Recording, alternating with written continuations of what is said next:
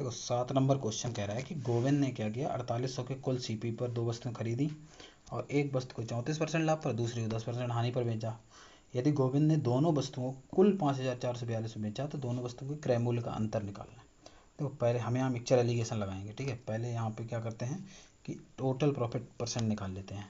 5042 में से 4800 अगर घटाएंगे तो 2 का 2, 2 में से 0 गए 2, 4 में से 0 गए 4 एंड 14 में से 8 गए 6, 642 का प्रॉफिट हो रहा है।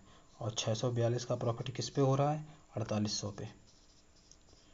परसेंटेज निकाल लेते हैं, 0 से 0 कट गया, 8 6 6 8 48, 6 कम 6 007, यानी कि टोटल प्रॉफिट हो रहा है 107/8% का हमें मिल गया, ठीक है, एवरेज प्रॉफिट।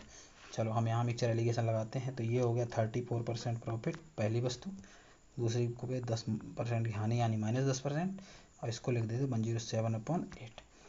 ठीक, अब सब में 8 8 का मल्टीप्लाई कर दो तो इससे क्या होता है, अपॉन खत्म हो जाएगा। तो 8 चौको 32, 3 8 24 3 27, 8 दाई 80 -80, ठीक है, और 107 का 107।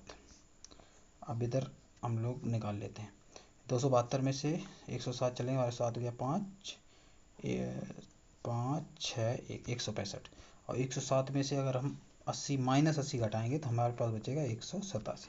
11 से इसको काट देते हैं तो 11 एकम 11, 11 सत्ते 70, और यहाँ 11 एकम 11, 11 पची 55। तो ये दोनों का रेशियो आ गया, इनका सम कितना होगा 32।